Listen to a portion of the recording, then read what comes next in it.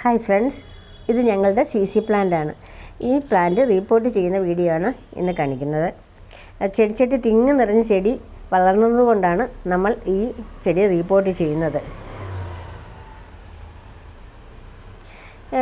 ചെടിച്ചട്ടിയിൽ നിന്നും എടുക്കാൻ വളരെ ഈസി ആയിരുന്നു. കാരണം ഇൻഡോർ ചെടിച്ചട്ടി ആയതുകൊണ്ട് അത് സ്മൂത്ത് ആയതുകൊണ്ട് എടുക്കാൻ എളുപ്പമായിരുന്നു.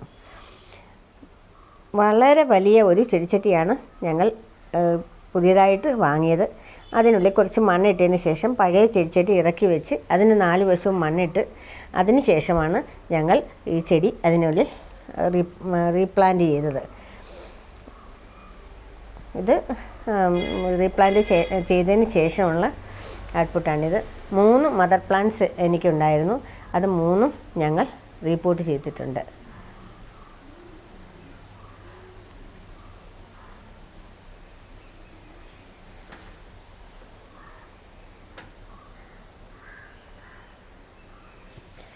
ഇതാണ് 3 ചെടിച്ചട്ടികളും.